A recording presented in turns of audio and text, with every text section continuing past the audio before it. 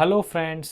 तो I hope आपकी पढ़ाई अच्छी चल रही होगी और एचटेट पीजीटी के एग्ज़ाम की प्रिपरेशन भी एकदम ज़ोरों पे होगी। तो हम एक सीरीज़ चला रहे हैं जिसमें हम स्मार्ट अप्रोच से आपका जो सब्जेक्ट स्पेसिफिक मैथ्स वाला पार्ट होता है जो 60 मार्क्स का आ जाता है पीजीटी के एग्ज़ाम में, उसमें हम मैक्सिमम स्कोर लाने की कोशिश कर रहे हैं मिनिमम टाइम और एफर्ट में। देखो, तो इस सीरीज़ को आगे बढ़ाते हुए मैं आपको एक बात फिर से बताना चाहता हूं कि मैं उन क्वेश्चंस पे टारगेट करता हूं जिस टाइप और पैटर्न के क्वेश्चंस पिछले एचटेट के एग्जाम्स में आए हैं, और उनमें सिंपल आपको अप्रोच जो रहती है वो लगानी होती है। जैसे कोई फॉर्मूला बेस्ड हो गया, स्टेटमेंट बेस्ड हो गया, या कोई एक लॉजिक हो गया कि भाई ये लॉजिक है, इससे ये आंसर आ जाएगा, जिसमें आपकी गलती होने के चांस बहुत कम होते हैं, आपका टाइम भी एग्जाम में बचता है। क्योंकि मेरा मानना है कि पहले उन क्वेश्चंस को टारगेट किया जाए जिनमें कम टाइम लगेगा, कम एफर्ट लगेगा और नंबर पूरा मिलेगा। तो चलिए उसी सीक्वेंस को आगे बढ़ाते हुए आज डे 6 पे हैं हम, और हम इस सीरीज को कवर करेंगे कंप्लीट जब तक कि आपका ये एग्जाम एचटेट पीजीटी का कंप्लीट होगा। तो चलिए बने रहिए हमारे साथ और अच्छा स्कोर करेंगे। डेफिनेटली मैं आपको ये नहीं बोल रहा 60 आउट ऑफ 60 आ जाएंगे, लेकिन एक ऐसा आप स्कोर करेंगे अपने एग्जाम में जो आपका एचटेट पीजीटी का जो मैथ्स वाला पोर्शन है वो आपके बाकी सब्जेक्ट्स की भी भरपाई कर देगा और आपको एक अच्छा स्कोर निकाल के देगा और ये आपका एग्जाम क्लियर हो जाएगा। ठीक है जी, तो चलते हैं पहला क्वेश्चन डिस्कस कर लेते हैं। If A B C are in A P और जीपी और HP, then A minus B minus C is equal to, किसके इक्वल होगा। देखो, इसमें ना आपको क्वेश्चन को समझना पड़ेगा कि क्वेश्चन की डिमांड क्या है। क्वेश्चन जो है ये कहना चाहता है कि ए बी सी की 3 कंडीशन है, उसमें एपी में भी आपको आंसर बताना है अगर जीपी में है तो भी आंसर बताना है, और एचपी में है तब भी आंसर बताना है। कहने का मतलब, अगर ए बी सी एपी में है तो ए माइनस बी माइनस सी के इक्वल क्या आएगा, अगर ए बी सी जीपी में है तो ए माइनस बी माइनस सी के इक्वल क्या आएगा, और अगर एचपी में है तो आंसर क्या आएगा। तो 3 अलग आंसर निकालेंगे, क्योंकि आप ऑप्शन में नोटिस करेंगे तो 3 आंसर आपको गिवन है एपी, जीपी और एचपी के लिए। ठीक है जी, ये बात क्लियर हो गई। तो चलिए देख लेते हैं कैसे सॉल्व करेंगे। पहले मैं एपी के लिए सॉल्व कर लेता हूं। ठीक है,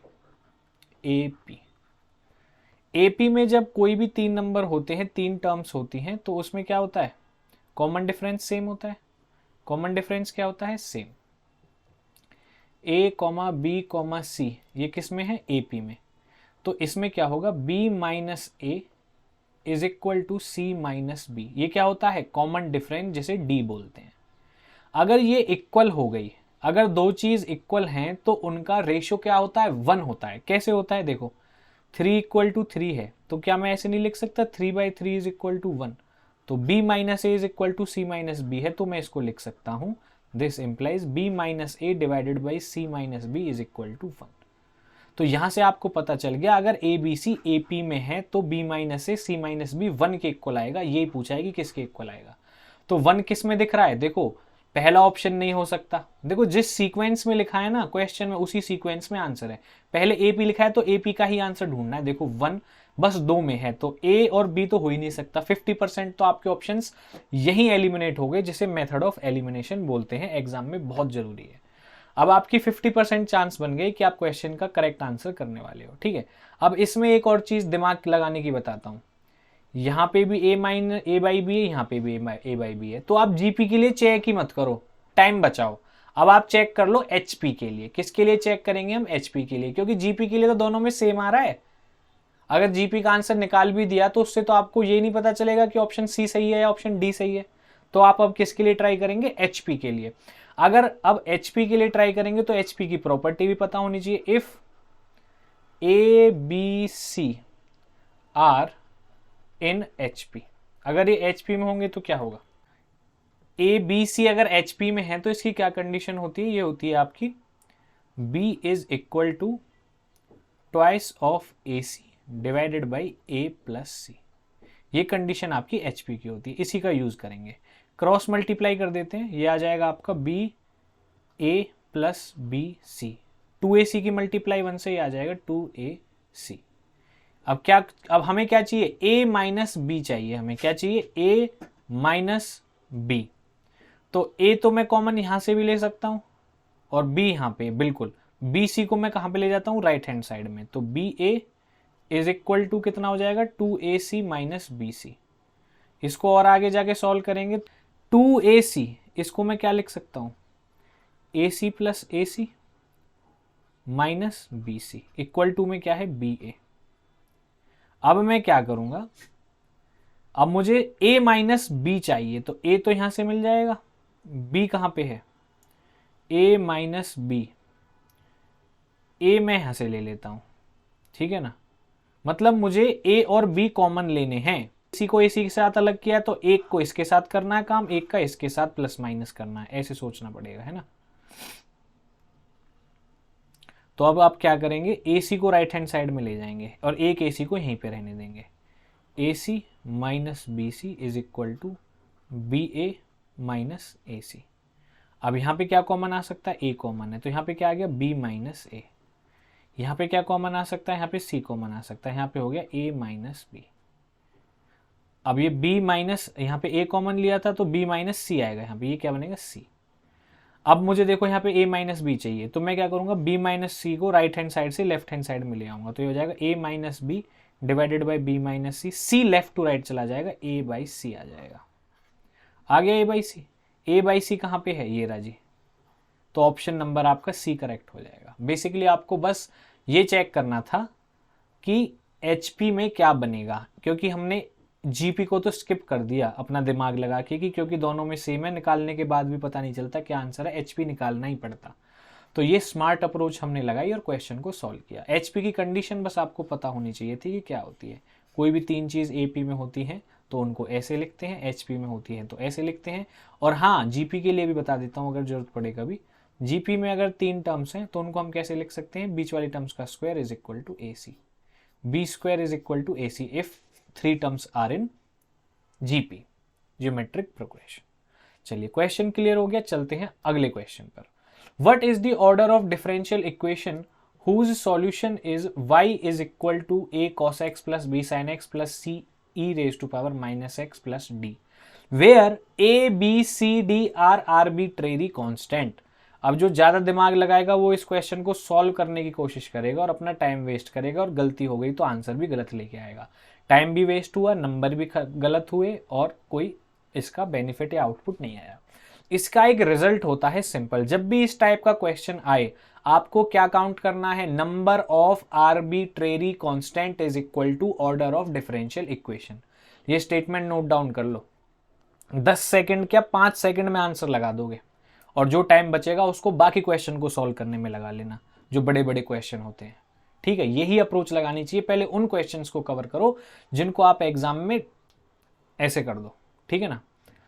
तो इस टाइप का क्वेश्चन आए तो आपको क्या करना है, order of differential equation, order of differential equation is equal to number of arbitrary constant. बस ये चीज आपको याद रखनी है। आर्बिट्रेरी कांस्टेंट कितने, 1 2 3 4, और क्वेश्चन में भी 4 ही बोला है। तो ऑर्डर ऑफ डिफरेंशियल इक्वेशन कितना आ गया, ऑर्डर, यही आपका क्या हो जाएगा answer, order of differential equation is equal to 4। क्या हो गया 4, ऑप्शन नंबर डी 4 ही आपका करेक्ट आंसर हो जाएगा। प्लीज वीडियो को लाइक करें क्योंकि यही जरूरी है। देखो मैं आपके लिए इतना एफर्ट डाल रहा हूं तो मुझे मोटिवेशन कैसे मिलेगा, जब आप वीडियो को लाइक करेंगे, कुछ अच्छा सा कमेंट करेंगे, कोई डाउट है तो पूछेंगे, क्योंकि ये 2 वे कम्युनिकेशन जब होता है तभी मुझे मोटिवेशन मिलेगा चीज़ों को आगे करने का। तो चलिए देखिए, बिल्कुल मैंने आपको बहुत अच्छी बात बताई है, ये अगर एग्जाम में क्वेश्चन आता है तो आप बहुत अच्छा टाइम बचा सकते हो। चलते हैं अगले क्वेश्चन पे। देखिए इसमें इंटीग्रेशन करना पड़ेगा, और इंटीग्रेशन का कौन सा रूल लग जाएगा, आइलेट रूल लग जाएगा। आइलेट रूल क्या होता है, सबसे पहले हम क्या करते हैं, किसको सॉल्व करते हैं, इनवर्स ट्रिग्नोमेट्रिक फंक्शन को। देखो ये भी बता देता हूं, इनवर्स ट्रिग्नोमेट्रिक फंक्शन को सॉल्व करते हैं, I for inverse trigonometric, L for logarithmic, A for algebraic, T for trigonometric and E for exponential. ये आपको पता होना चाहिए किस ऑर्डर में सॉल्व होता है। और एक और चीज पता होनी चाहिए कि देखो e raise to power log x, ये आपका क्या आ जाता है x, क्योंकि e से log कैंसिल हो जाता है ये चीज। तो जब ये चीज आप लगाओगे तो जो आपका एक क्वेश्चन है, ये क्वेश्चन क्या बन जाएगा, मैं अब इसको आई से रिप्रेजेंट कर लेता हूँ क्वेश्चन को। ये हो गया आपका I is equal to, question बन गया आपका integration E raise to power log X का क्या बन गया आपका X, X plus sine X multiplied by cos X, और यहां पे क्या हो गया डी एक्स। क्लियर होगी बात? ठीक है जी। अब हम क्या करेंगे, इसमें फॉर्मूला लगाएंगे। कौन सा फॉर्मूला लगेगा, फॉर्मूला भी लिख देता हूं, ठीक है। और अब इसको cos x को मल्टीप्लाई करेंगे तो अंदर कैसी सिचुएशन बन जाएगी, ये बन जाएगी x cos x plus cos x sin x, ये सिचुएशन बनेगी अंदर, ठीक है ना। मैंने इसको एक साथ ब्रैकेट में लिख दिया। इनको हम अलग अलग करके भी लिख सकते हैं, अलग अलग करके हम इनको इंटीग्रेट करेंगे। और फॉर्मूला कौन सा लगेगा, देखो एक ये फंक्शन है, एक ये है cos x x, मतलब दो जो आपकी एल्जेब्रिक चीजें हैं, जो आपकी दो चीजें हैं यहाँ पे वो मल्टीप्लाई में है, जैसे x और cos x। तो तब कैसा फॉर्मूला लगाते हैं इंटीग्रेशन करने के लिए, चेक कर लेते हैं। देखिए integration of first function multiply by second function dx कैसे करते हैं। सबसे पहले क्या करेंगे, फर्स्ट फंक्शन को एज इट इज करेंगे और मल्टीप्लाई में डॉट लगा देता हूं मल्टीप्लाई के लिए, इंटीग्रेशन ऑफ सेकेंड dx, फिर माइनस लगाएंगे, फिर पूरे का इंटीग्रेशन, फिर differentiation of first with respect to x and integration of second again with respect to x। यही फॉर्मूला लगाएंगे, पहले x cos x के लिए, फिर cos x और sin x के लिए, और आपका आंसर एकदम से आ जाएगा। सिंपल है, कोई झंझटबाजी नहीं है, आपको पूरा मार्क्स मिलेगा। आपको ये अप्रोच लगानी है। चलते हैं जी आगे। पहले मैं इस वाले पे लगा लेता हूं, इसको मैं बोल देता हूं I1, इसको मैं बोल देता हूं I2। अब I2 किसके इक्वल हो जाएगा, पहला function as it is I1 से करने ना, I1 करते हैं पहले। I1 किसके इक्वल हो जाएगा, x cos x, x as it is integration of second cos x dx minus integration differentiation of first multiplied by integration of second, मतलब cos x का अगेन इंटीग्रेशन। इतना काम हो गया। ये तो I1 के लिए सॉल्व कर लेते हैं। cos x का इंटीग्रेशन क्या हो जाएगा, sin x, क्या हो जाएगा sin x, integration of cos x हो गया sin x माइनस में डिफरेंशिएशन ऑफ x कितना हो जाएगा 1 विद रिस्पेक्ट टू x, और cos x का इंटीग्रेशन sin x हो जाएगा। आगे अब इसको सॉल्व करेंगे तो आ जाएगा आपका x sin x minus sin x। Clear बात? ठीक है। यहां पे आप sin x कॉमन लेके x माइनस 1 भी लिख सकते हो, वो बाद की बात है कि किस फॉर्म में हमें क्वेश्चन लेके आना है। ये I1 के लिए सॉल्व कर लिया, अब I2 के लिए सॉल्व कर लेते हैं। चलिए I2 कितना हो जाएगा आपका, अब मैं डायरेक्ट करने की कोशिश करूंगा, ठीक है।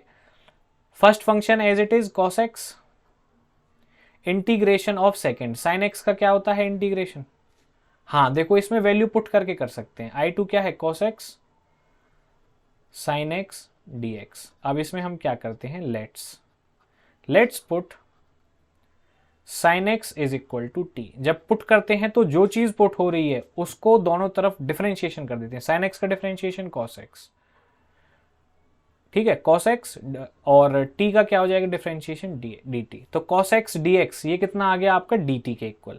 तो इनको मैं dt से रिप्लेस कर देता हूं, cos x dx को, cos x dx को dt से रिप्लेस कर देते हैं तो क्या सिचुएशन बन जाएगी, dt रह जाएगा इस क्वेश्चन में, है ना। और sin x को मैंने क्या पुट किया है t, अब ये बन गया। इसका इंटीग्रेशन करना है आपको। इसका इंटीग्रेशन क्या हो जाएगा, t का t रेज टू पावर 1 का integration t raise to power 1 plus 1 divide by 2। तो ये आपका हो जाएगा t raise to power 2 divide by 2 plus c, और t की वैल्यू हमने क्या पुट करी है sin x, तो ये हो जाएगा sin square x by 2 plus c। अब I1 और I2 दोनों प्लस में थे, इन दोनों को एक साथ प्लस करके लिख देते हैं। I1 प्लस I2 दोनों को प्लस करके लिख देते हैं।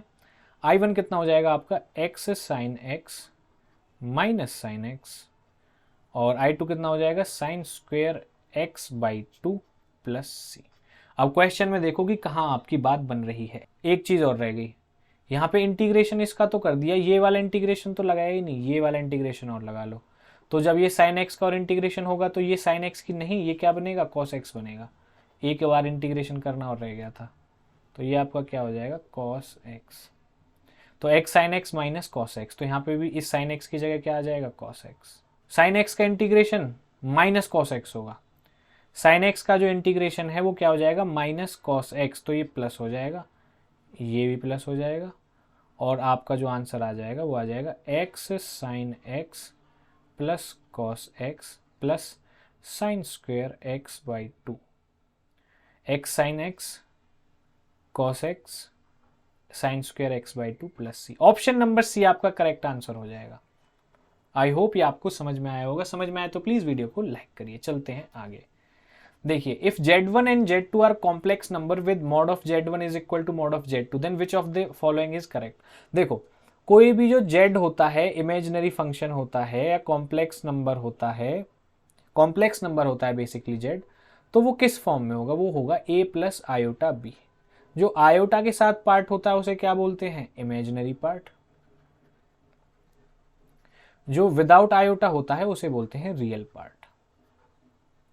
और जब हम मॉड ऑफ z लिखते हैं तो इसका मतलब क्या होता है, हम क्या क्या बोल रहे हैं, a square plus B square बोल रहे हैं, मतलब रियल पार्ट का स्क्वायर प्लस इमेजिनरी पार्ट का स्क्वायर, इमेजिनरी पार्ट का स्क्वायर, रियल का स्क्वायर प्लस इमेजिनरी का स्क्वायर, ये क्या होता है आपका मॉड z। तो आप ये एक चीज सोचो, अगर मैं कोई इमेजिनरी ले लेता हूं नंबर, फॉर एग्जाम्पल एक इमेजिनरी नंबर है x plus iota b, x plus iota y, और z1 और z2 टू कॉम्प्लेक्स नंबर हैं जिनका मॉड इक्वल है, ठीक है ना। ये कोई मैंने क्या ले लिया z1, ओके, और दूसरा मैंने z2 ले लिया आपका कोई ये ले लिया मैंने x minus iota y। Clear हो गया, ये मैंने इस तरह से कोई ले लिया। अब मॉड ऑफ z1 क्या आएगा, मॉड ऑफ z1 क्या आएगा आपका x square plus Y square का रूट। मॉड ऑफ z2 क्या आएगा,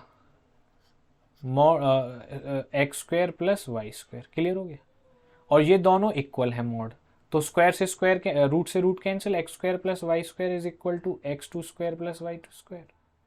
कहने का मतलब x और y की ऐसी इनफाइनाइट नंबर ऑफ वैल्यूज होंगी जिनके लिए mod of z1 of one complex number will be equal to mod of z2 of another complex number. ऐसी बहुत सारी पॉसिबिलिटीज हो सकती हैं, तो जरूरी नहीं है कि z1 z2 के इक्वल ही हो।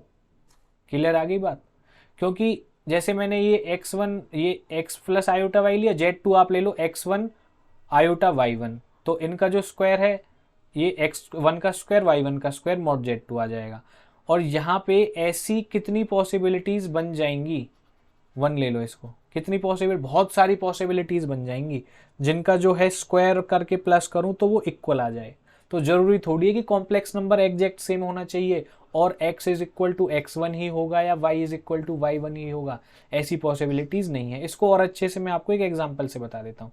जैसे मान के चलो मैं x की वैल्यू ले लूँ 0, y की वैल्यू ले लूँ z1 के लिए 1, तो 0 का स्क्वायर प्लस 1 का स्क्वायर कितना आ गया 1। अब मैं y1 की वैल्यू ले लूँ 0 और x1 की वैल्यू ले लूँ 1, तो अब भी तो इक्वल ही आएगा, 1 इज इक्वल टू 1। लेकिन क्या एग्जैक्ट जो कॉम्प्लेक्स नंबर z1 था वो z2 के इक्वल था, नहीं, क्योंकि z1 के लिए तो मैंने क्या लिए x की वैल्यू 0 और z2 में मैंने x1 की वैल्यू क्या लिए 1, तो कॉम्प्लेक्स नंबर तो इक्वल ही नहीं हुआ, ना ही इमेजिनरी पार्ट इक्वल होगा। तो ये भी इक्वल नहीं है, ये भी नहीं है, और जब ये दोनों ही रियल और इमेजिनरी पार्ट इक्वल नहीं है तो z1 इक्वल टू z2 तो हो ही नहीं सकता, क्योंकि दो कॉम्प्लेक्स नंबर तभी इक्वल होंगे जब उनके रियल और इमेजिनरी पार्ट कैसे होंगे, इक्वल होंगे, और साइन भी सेम होगा। ठीक है, तो इसमें आपका क्या आ जाएगा, नन। इसमें क्या आ जाएगा, नन। कहने का मतलब कोई भी दो कॉम्प्लेक्स नंबर हैं z1 एंड z2, उनका जो मॉड होगा वो इक्वल अगर है तो ऐसे x और y रियल और imaginary part of both z1 and z2 की कंडीशन इनफाइनाइट हैं। मतलब आप रियल और इमेजिनरी पार्ट की बहुत सारी वैल्यूज लेके दो कॉम्प्लेक्स नंबर z1 और z2 का मॉड इक्वल कर सकते हो। इसके लिए जरूरी नहीं है कि वो दोनों कॉम्प्लेक्स नंबर इक्वल होंगे, और अगर दो कॉम्प्लेक्स नंबर इक्वल ही नहीं है तो ना उनका रियल पार्ट इक्वल होगा ना उनका इमेजिनरी पार्ट इक्वल होगा। चलिए, तो आज के लिए इतना ही, ये सारे क्वेश्चन हम डिस्कस कर चुके हैं। प्लीज़ आप स्क्रीनशॉट ले लीजिए, और अगर कहीं पे डाउट लगता है तो आप दोबारा वीडियो को प्ले करके देख सकते हैं, और अगर कोई आपको कन्फ्यूज़न है तो आप कमेंट भी कर सकते हैं। तो चलिए प्लीज़ बने रहिए, पढ़ते रहिए, उन क्वेश्चंस को टारगेट कीजिए, दिमाग लगाइए, क्योंकि देखो एग्जाम क्लियर होता है एक स्मार्ट अप्रोच से। A smart approach and hard work. बिना एक प्लानिंग और अप्रोच के अगर आप हार्ड वर्क करोगे तो जरूरी नहीं है आपको सफलता मिले, आपका एग्जाम क्लियर हो। सिंपल लॉजिक है, स्मार्ट अप्रोच के साथ हार्ड वर्क करिए, आपका एग्जाम डेफिनेटली क्लियर होगा। Best of luck for your today's practice and preparation. चलिए काफ़ी समय बचा हुआ है, आप अपनी प्रैक्टिस में जुट जाइए, इन क्वेश्चंस को प्रैक्टिस कीजिए, प्लस आपको और जो भी प्लेटफॉर्म जो प्रीवियस ईयर पेपर हैं HTET के, उन पे आप काम करिए। और किसी टॉपिक पे या किसी क्वेश्चन का आप प्रॉपर सॉल्यूशन चाहते हैं जो आपको इंटरनेट पे कहीं समझ में नहीं आया है, कुछ ऐसे क्वेश्चन होंगे प्रीवियस ईयर पेपर में HTET के में जिनका सॉल्यूशन आपने देख लिया लेकिन समझ में नहीं आया कहीं पे, तो उन क्वेश्चन को आप स्क्रीनशॉट लेके मुझे शेयर कर सकते हो कमेंट बॉक्स में। मैं उस क्वेश्चन का ऐसा सॉल्यूशन प्रोवाइड करूंगा जो आपको डेफिनेटली समझ में आएगा, बिकॉज मैं स्टेप बाय स्टेप एक एक स्टेप को एक्सप्लेन करके आपको अच्छे से क्लियर करा के चलूंगा। मिलते हैं इसी के साथ आपसे अगली वीडियो में, तब तक के लिए take care and bye bye.